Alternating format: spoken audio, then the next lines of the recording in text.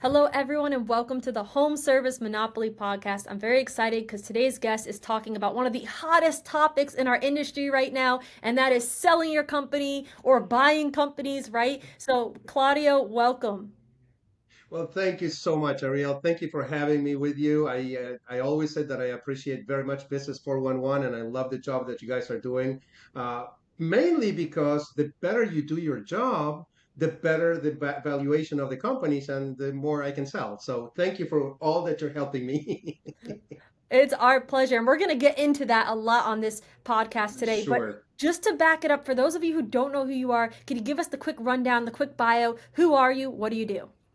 Okay, so my 30,000 foot view of me. I was born in Argentina, Argentine by nature, I would say, and American by choice. I came to the United States many years ago. I love this country. I love everything that it represents.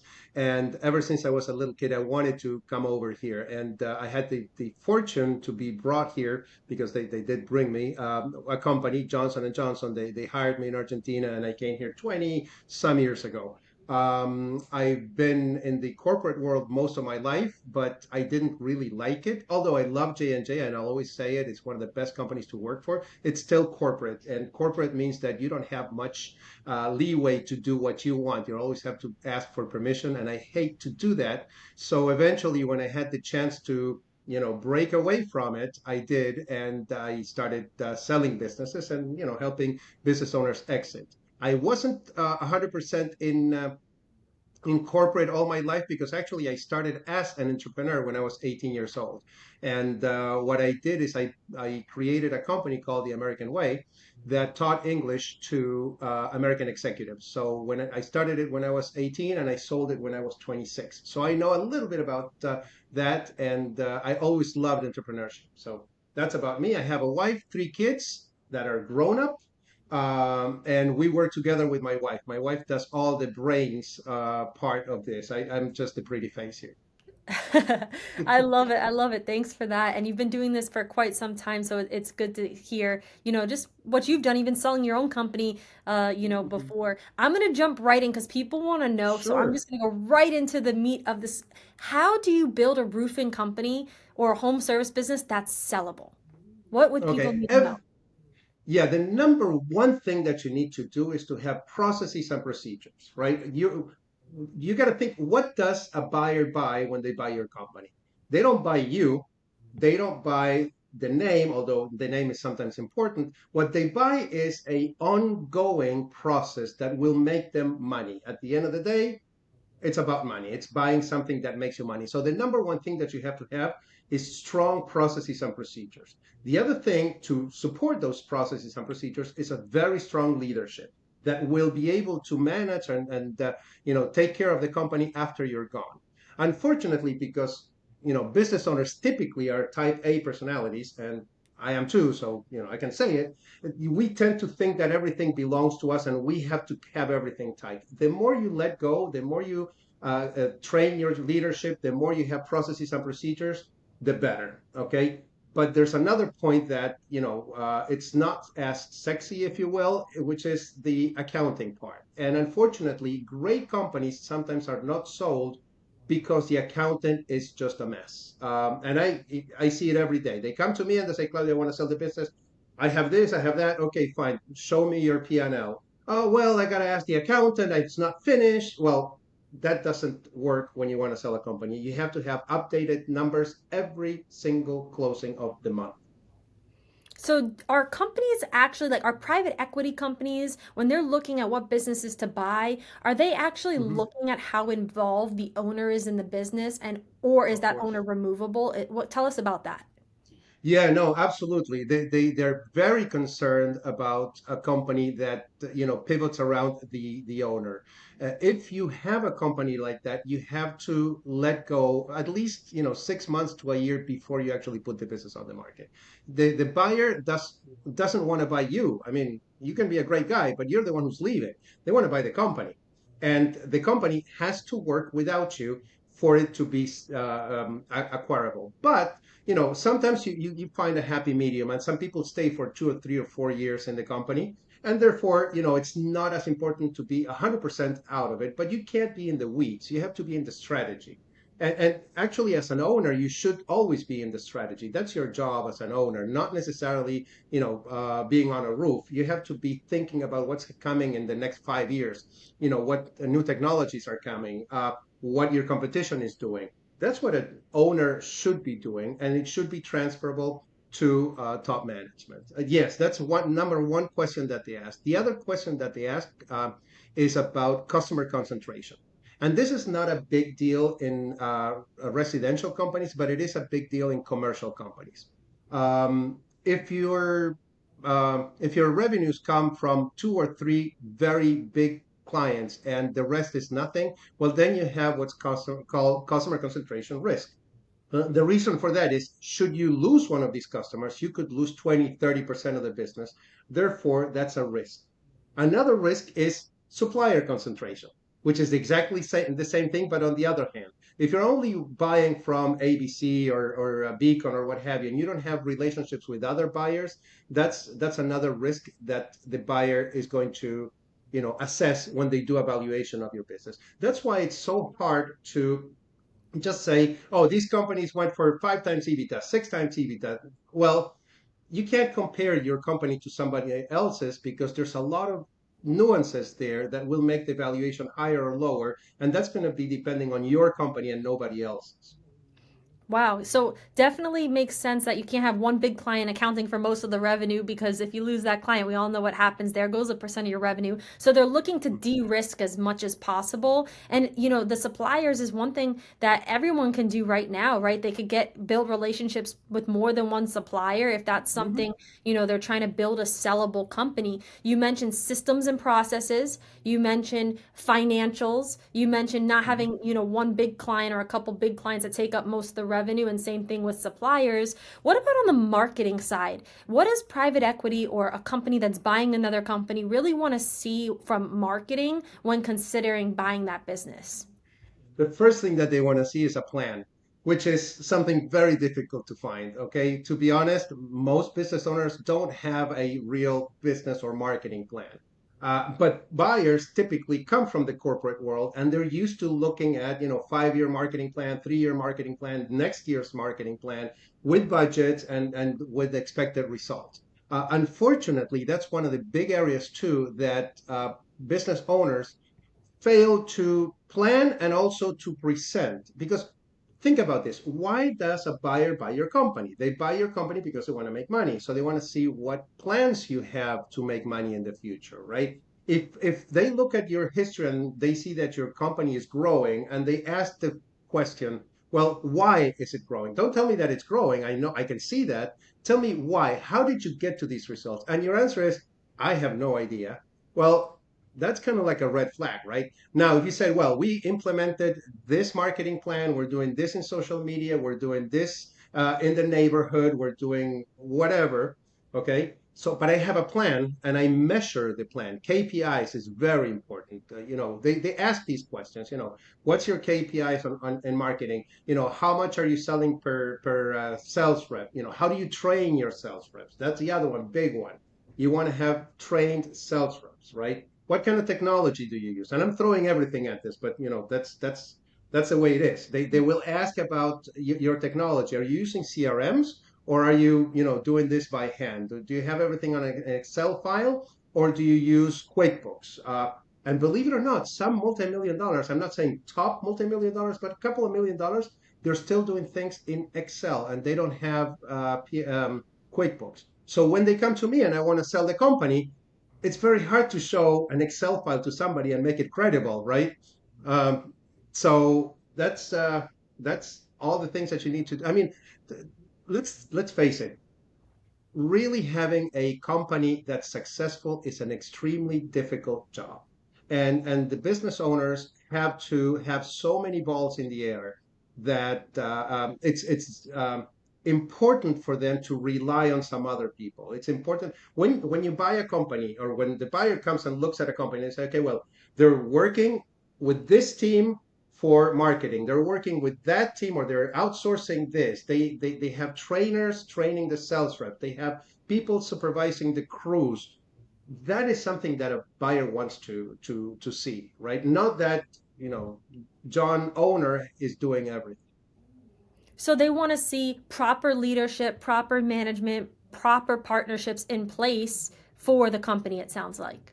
Yes, yes, absolutely, absolutely. Very important because if not, what is, again, what is it that you're buying? When you sell a company, like when you sell any product, is the question that you should ask yourself is, what is my buyer buying?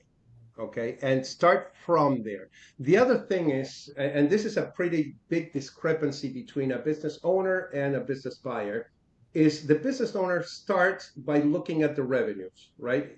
Oh, how much did we do last month? $1 million. Great. $500,000. Then we go into how much we spend in marketing and sales. Oh, great. We did this, we did that. And at the end, if they have time, they look at the net income. Now, when a buyer comes, he doesn't care about the revenues. He doesn't care about marketing. He cares about the net income. And from the net income, he's going to go up and look at everything and say, okay, well, they were able to make, I don't know, $1 million in a year. How did they do it? Did they do it the right way, or was it just a spike? That's the other thing. Some people, they have a great year and they want to sell the company and they want to value it as a multiple of that year. And buyers are not stupid, and they see through that. So if you're not able to explain how you got to that number, other than boom, there was a hurricane. Well, everybody makes money in a hurricane or big hailstorm, and but what happens afterwards, and what happened before, and is this sustainable? Right? A buyer will buy and will pay more for a company that has lower risk and higher opportunity. So think about it. Okay. So how do you lower your risk in the company? You lower the risk by doing everything that we just said, but more. Okay. What we said is the basic. There's more. There's, for example, you don't want to be relying so much on the weather. So having retail in your company is extremely important. And I understand sometimes owners just go to the storms, because that's when you typically get paid more by insurance and what have you. But retail actually gives you lower volatility. And if you know anything about investments, volatility means risks. The lower the volatility, the less the risk, therefore, the higher the price.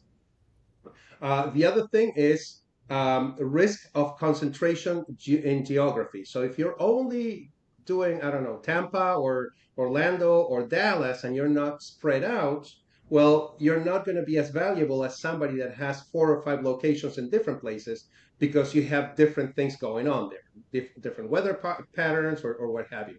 So all of that is what goes into a decision from a buyer to buy a company. Yeah, you touched on so many important, great nuggets for people to know who are building their business either to be acquired or looking into the acquisition process currently. And one of those you just touched on is like building up other territories. So it sounds like that's really beneficial to have multiple, even if it's like almost like satellite territories with setups. The more you could be spread, the more value that can come in the process. One of the things that is very common, and I am curious how long this takes, but there's a due diligence process, right, where the buyer's really looking through everything and they're digging through things with a fine tooth comb if they know what they're doing. How long is that due diligence process on average? Would you say? Okay. Well, depends on the size of the company, of course, right? The smaller the company, the shorter the time. But I would say, to give you an average, it's going to be anywhere between 90 and 120 days. It could be more and it could be less, but let's talk about an average, right? So that's how long it takes. And you touch into a very important thing, because it's not only having the company ready to sell, like I just told you all that, but you also have to have a process to sell the company. Okay.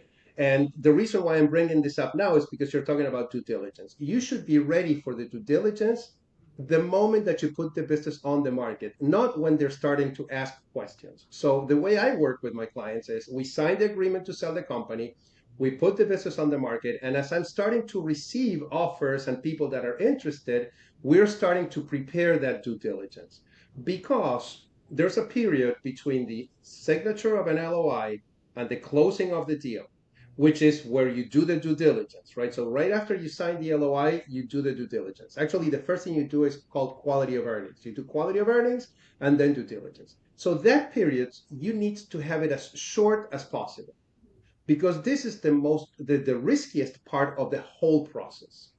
Okay, so the due diligence, if it's 90 days, is better than 120, but if you can make it into 30 days, 45 days, that's ideal. You don't want to be stuck in that area because that's the worst part of the whole process.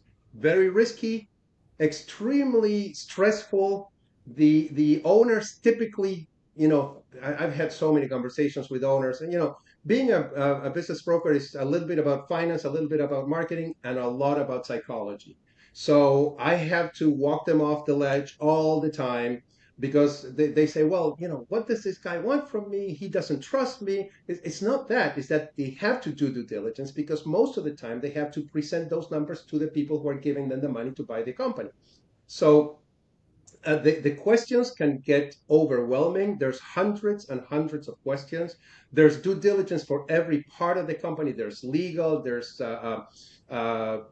OSHA, there's insurance, there's HR, human resources. I mean, it could be very, very stressful and complicated. So what you need to do is start that process way ahead of time, and that's what we do. We create a vault, and then we ask the clients to send us all the information with time, right? So you don't have to do it by tomorrow. Now, if you don't do it that way, and you do it after you sign the LOI, then yes, you have to send everything by tomorrow, and everybody starts running. So It can be a very, very emotional process, right? Going through and getting, and just when you think you provided everything, they need more. But it's part of the due diligence. And speaking of due diligence, one thing they're doing is really combing through the numbers. You mentioned having your QuickBooks organized, your P&Ls, like having that information organized is gonna really help give clarity. I want to ask you a couple questions about what you're seeing right now in the industry. mhm. For a roofing company, let's say, what's a good profit margin that roofing companies should aim for? Great question. Typically, buyers are looking for at least 50% EBITDA and hopefully more. I got a couple of companies that are above 20, 25%, which is amazing, but that's very high. That's very high. But 15% would be a good number. I see a lot of them that are between 10 and 15. And when it's below 10, it's a very big risk. Think about this. Any anything that might affect your expenses could easily throw you into the red. And that's the risk. Again, risk and reward. When you're making 20% profit and for some reason your expenses spike for X, Y, or Z reason, or your earnings drop or your revenues drop, your earnings are going to suffer, but you're not going to be in the red. If you're at 10%, anything that you can do on the top line could immediately, you know, transpire to the bottom line and put you in the red. And when a buyer is buying a company, and this is very important too, when a buyer is buying a company, they're typically not going to take the money out the bank and say, "Oh, here you are, $10 million. I didn't know what to do with them." They're going to have to ask people for money, and typically you have investors and operators. So if I am going to take the risk to ask for money and then I'm going to put that money in the business, now every month I'm going to have to be paying off my debt. With a 10% margin, anything that goes below that immediately is going to put you on out of pocket. And then you're going to have to pay that debt. So, of course, the higher the earnings, the better. But I would say 15% is and it's not impossible to achieve. You just have to watch the expenses, right? Definitely. Yeah, if you have a proper bookkeeper tracking things, submitting your monthly P&Ls, you could really track. We use something called a stoplight report where we're tracking each month, where do we fall in that profit margin because you always want to be prepared. Even if you don't have the intention right now, you want to be set up in case that time does come. You have everything aligned. And so a question people have is they don't even know, and there's a lot of variables to this, but they don't even know what the value, like how to determine the value of a roofing company. They think because, maybe they have a high top line revenue company that they can get X amount for to sell, but that's not always the case. Could you tell us, and you touched on it a little bit, but tell us like how to determine the value of a company? What are the actual things that determine the financial value? That's a great question, and the answer is it depends. So, no, I'm not going to get away from the answer. I'm actually going to answer it. But it does depend on a lot of variables. The first thing that I want to, if I can uh, bust some myths, is the 10x or the 5x or the 6x. So, when you when you're in your barbecue and having drinks with your friends and they tell, "Oh, I sold my company for 10x." Okay, 10x what? That's the first question you should ask, because there's an X for many things. There's X for revenues, so multiple of revenues. There's X for net income, which is a different number. There's an X for EBITDA, which is a different number. There's an X for adjusted EBITDA, which is a different number. And there's an X for SDE, which is a different number as well. So when people come and say, hey, I sold it for XX, well, XX of what? And how did you calculate? So if you think of a company as an investment, which is what it is, people want to have return on their investments, right? And roofing companies in general are purchased by people who want recurring income. This is not like tech, right? You're not selling the next widget or the next app, or where the multiples are incredibly high. And the reason why they're incredibly high is because they're not looking at the earnings today. They're looking at the earnings in the future. Now, when somebody buys a roofing company, they're looking at the earnings today and yes, in the future, but they're not expecting explosive growth. They're expecting normal. Therefore, the multiples are lower. Okay. So what is that multiple in general in roofing companies? I've seen from 4x to 6x. That's pretty much the average. And it's going to go up or down depending on all the different variables that I was telling you. And when I say X on adjusted EBITDA. One of those, all of those numbers that I told you, the one that I look at is adjusted EBITDA, not EBITDA and not SDE and not net income, adjusted EBITDA. Now, important too that again, that multiple can go up or down, and there's many ways you can affect that multiple. So just because you look at your numbers and you say, well, or I do an analysis and I tell you, hey, your company could be around this X. Well, if you did this, and that, actually that X can grow. Okay. But answer you really quick, from 4 to 6 is it's a typical that you're gonna see. When somebody says about 10, which that's the magic number that I hear all the time. Well, for that you have to have a very large company. You have to have a company that probably makes $10 million in EBITDA or more, or somehow be a very strategic purchase for somebody, because when somebody's buying you as a strategic purchase is not the same as when somebody's buying you as a financial purchase. Okay, so strategic purchases, let's suppose you have a company that does, I don't know, that's in all the north of Florida and they want to acquire something to get to the south of Florida, okay, for example. Well, that's a strategic. He doesn't really care much about how much money your company is making. He cares about how much your company fits into his strategy, and very probable that they're going to lower some of the expenses because they're going to probably centralize stuff and everything. So that you can get a higher X number. Okay. Now, if you have a great company, higher X. But if you have a company that makes a lot of money and you don't know how you're making money, well, that's going to lower to the fours and maybe even the threes. Yeah, I think a lot of people don't realize actually the higher your EBITDA, the more that multiple goes up. And so, yes, it sounds like that for in roofing, right? Like if you're at 10 million plus EBITDA, you actually can get a 10x type of sale versus if you're under that, it is averaging 4 to 6 depending on variables and depending on the circumstances. We're seeing a lot of different things happening right now in acquisitions. It's a very, very hot topic, and everyone's kind of jumping on board to it. And we're seeing people put together like these groups to try to get higher multiples. What are your thoughts on Mm-hmm. that? And what should people be aware of? Well, that's typically the PE strategy, right? To buy several companies and do a roll up. It's called a roll up.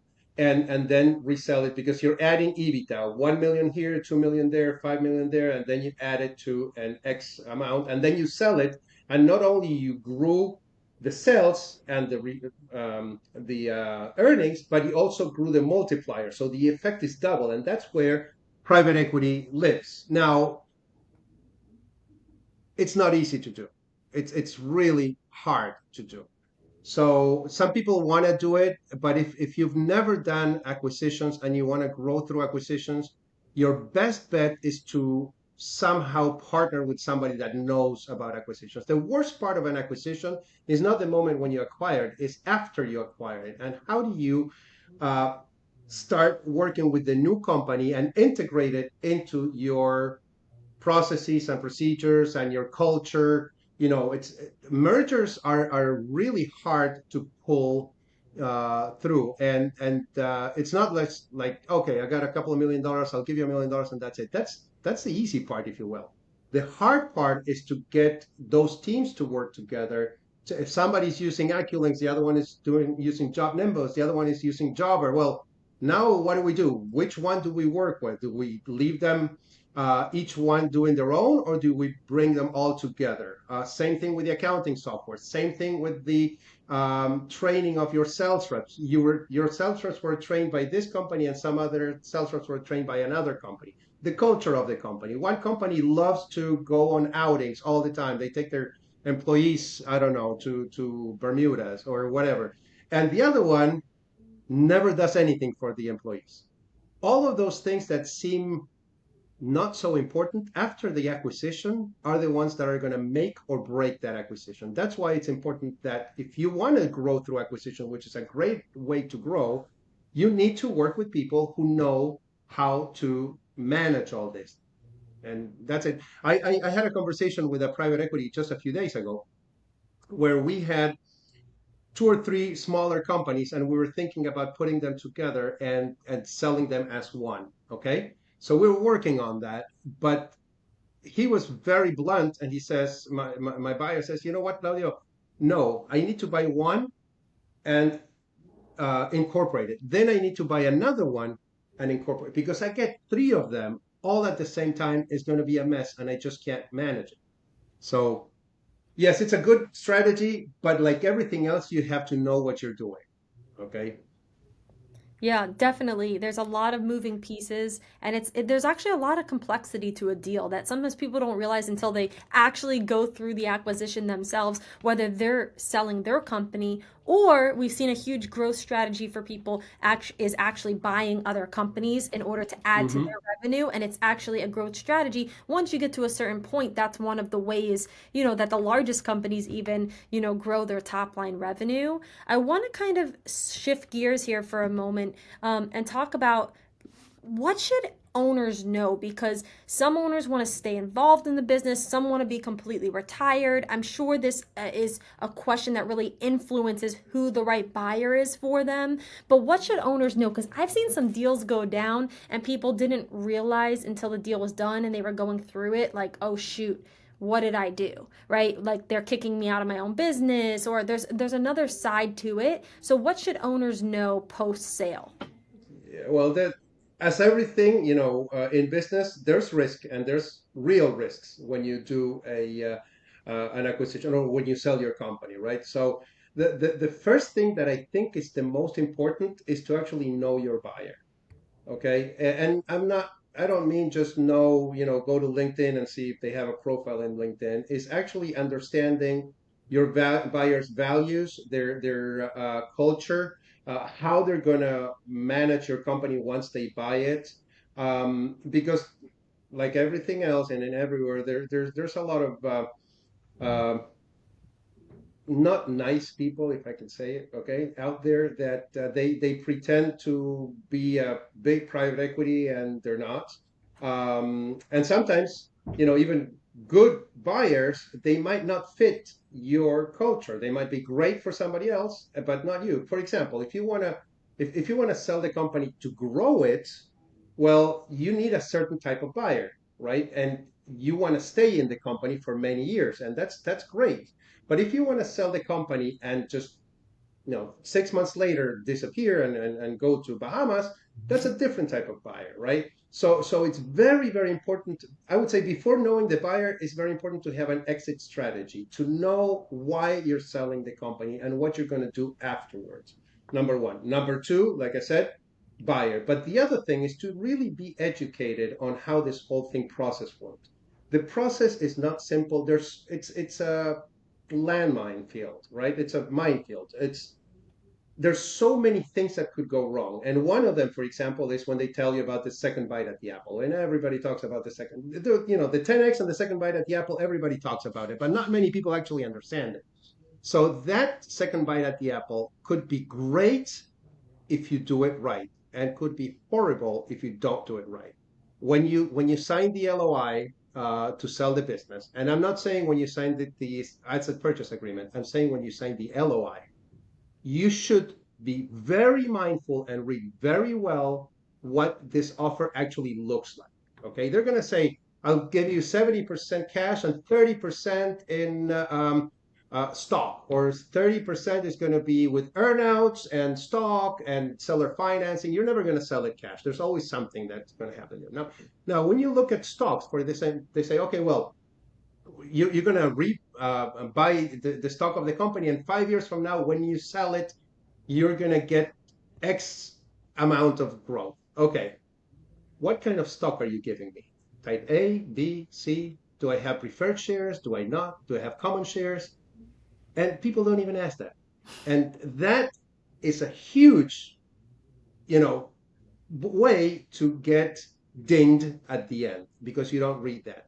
The other one is you get earnouts. Okay, earnouts on what? Are you going to give me earnouts on the revenues, on the net income, on the EBITDA? And if it's an EBITDA, how are we going to calculate EBITDA? Because there's so many ways to manipulate that. Okay. Seller financing. People think, okay, well, I'm scared uh, because I don't know what's going to happen in the future. So I'd rather have a seller financing. So that means I'm going to get interest and pay my principal, and I don't have risk. No, you have high risk of not getting that money. You have as much risk as probably an earnout, but the earnout actually gives you the possibility of make more money at the end. So there's so many variables that you have to look at. It's not just one, they pay me $1 million for the company. It's all these little things that you have to be aware of. It's very uh, very important that you understand that. Okay, and when you receive an offer, don't just go for the first one. Make sure you have more than one offer. I typically get between 5 and 15 offers, and then we sit down with the seller and we look at that. And the first thing that we do is, okay, fine, who's the best buyer for you? Let's start with that. Okay, these 4 or 5 people are, you met them, we had meetings, you like them. Okay, now let's make it work with these guys. Because if there's a great offer and you hate the guy, it's not going to work, right? So let's make sure that you like the buyer, that you vetted the buyer, that you agree with their outlook, and so forth. And then let's make sure that we read all the fine print. And to read all the fine print, you need to have an attorney that's going to understand mergers and acquisitions, not your divorce attorney. It has to be an attorney that understands this. Okay. Definitely. Wow, that was really insightful. And you want to make sure you're protected throughout this process. There's a Yes. lot of steps that you have to go through to make sure that everything, everything is checked. All the X's are, T's are crossed, I's are dotted, everything's Yes. in order there. Speaking of which, you touched on something I think everyone's going to want to know, and that is, what do you see? What are some of the most common deal structures that you see? What does a common deal structure look like? Yeah, great question. Again, with PE, the deal structure is typically around 70% cash and 30% with some kind of financing. Most of the time, they will offer you 10, 20% buyback of your own shares, which is very interesting, by the way. It's really good. And then it's going to be a little bit of seller financing and some kind of earnouts. Okay. Now, all kinds of deals. I mean, I was working on a deal with stock options, which is something that not many people, you know, work with. But there's this company that wants to sell, but they're not there yet.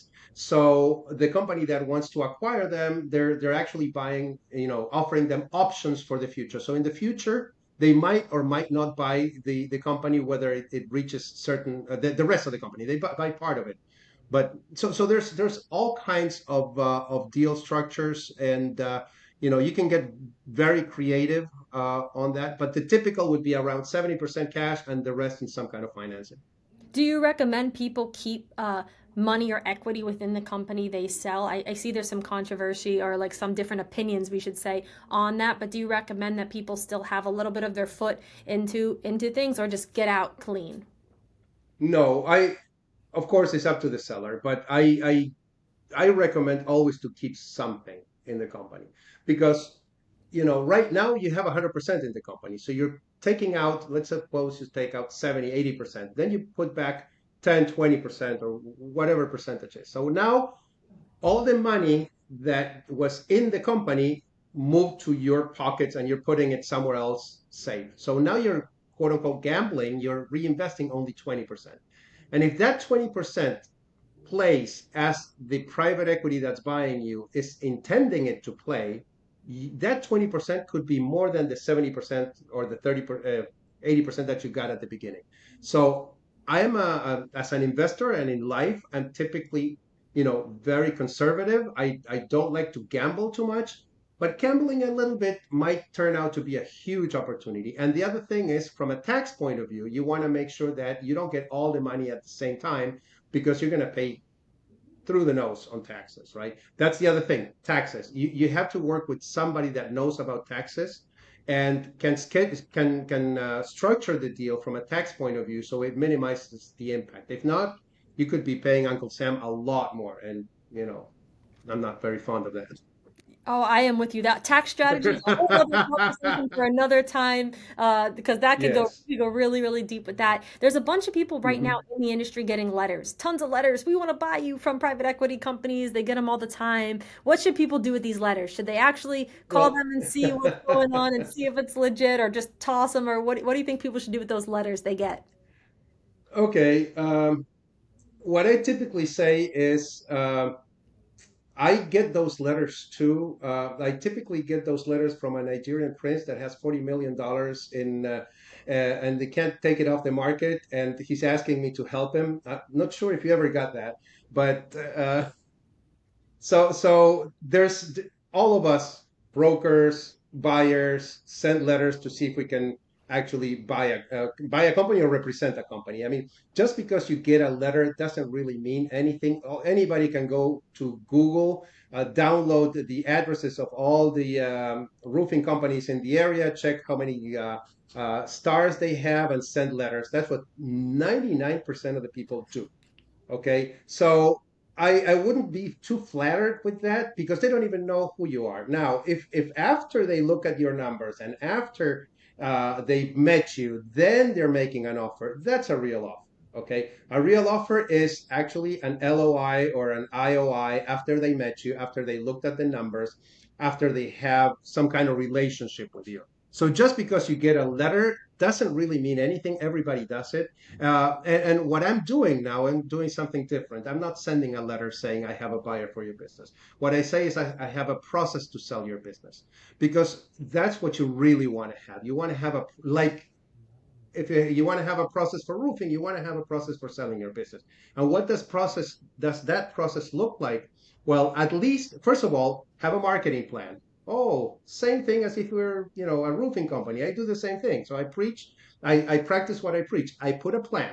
Okay. So we have a marketing plan, which includes what you want to do after you sell the company, why you want to sell the company, who's your uh, ideal buyer, and then we reach out to them. Okay, so the buyers are there. There's quite a few hundred buyers out there. The important thing is not the buyer. The important thing is how do you make a process so you can make more out of it, right? So you need to interview several buyers. You need to receive several offers. You need to analyze all those offers. And then once you have them and you have the three or four, like I said before, better offers and better buyers, then you get them to negotiate between themselves, right? So this one offered me 5 million, but the terms are horrible. This one offered me 4 million, but the terms are great. Well, I'm going to go to this one and say, hey, can you move the terms up here? But you can only do that when you have choices. If you have one offer from one buyer, it's very hard to negotiate, Mm-hmm. right? And unfortunately, many people don't realize that. And they think just because they get a letter, they're home free, but it takes at least 6 to 9 months to sell a business if you want to do it right.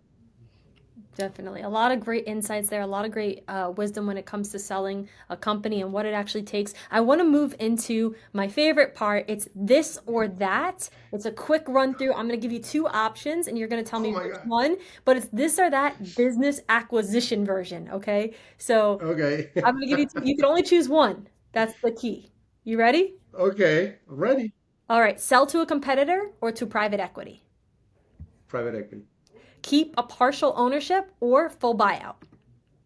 Partial ownership. Cash up front or seller financing. That's hard. As much cash up front as you can. Sell now or wait 3 years. Depends on the size of the company, but I would sell now. Asset sale or stock sale. Oh, asset sell for sure. Use a broker or sell direct. Use a broker, of course. That was an easy one.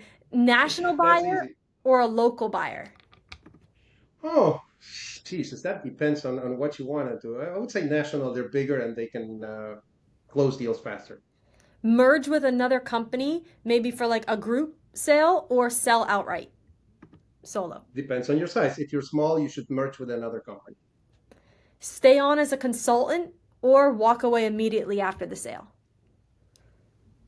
Depends on the deal structure, but I would stay on as a consultant. Grow revenue first or improve profit margins. Improve profit margins 100%. Rebrand before you sell or sell as is. Sell as is. Focus on commercial or residential. Oh, come on. It's not a one or the other. Well, let me see. Residential. Retain your team post sale or let the buyer decide. Oh my God, that's a big one, and we didn't even talk about it. Yeah, you want to retain your team post sell, and you actually want your team to be part of the sell. We didn't even touch on that. That's huge. We can talk about it maybe some other time. But Yes, we'll have to do another episode on that because I know we could talk for 3 hours on this topic. But let oh me yeah, keep going. We got to spitfire through sure. non-compete agreement or no restrictions. Non-compete. Oh well, for the buyer, for the seller, non-restrictions, but it's not going to happen. Announce publicly or keep the sale confidential. After you sell or before? If Both. it's before, keep it confidential. After you sell, put it in the market, public. But before you sell, confidential. After you sell, do you keep your name on the business or do you remove it? If your name is in the business, it should stay. If not, remove it. Like Nolan's Roofing stays as Nolan's Roofing, for example. Include the real estate in sale or keep it as rental income.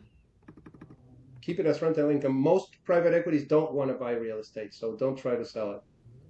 And Keep it last, as rental income, and you have a monthly income.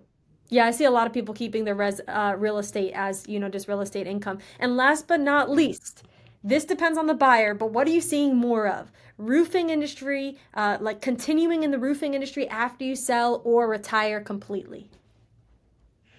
I see most people retiring, the ones that I'm selling. Awesome. You have completed this or that official business acquisition, roofing business acquisition.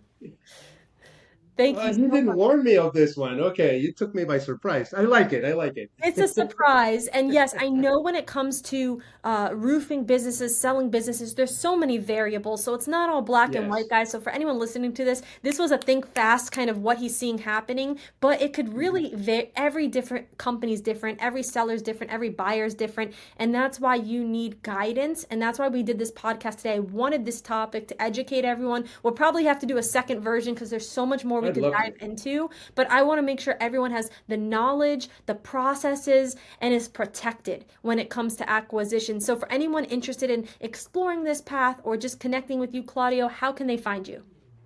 Okay, my cell phone is always open, 954-774-4141. My email is claudio.vilas@theroofingbizbroker.com, and my website is theroofingbizbroker.com. And you Awesome. can drop by my house too if you're around. I'm in Western Florida. Listen, guys, you got the direct cell phone number. So, anyways, guys, you got the direct cell phone number. Thank you so much, Claudio, for joining the podcast. We're going to wrap up for today, and we'll see you guys soon. Thank you so much. Thank you so much. Bye bye.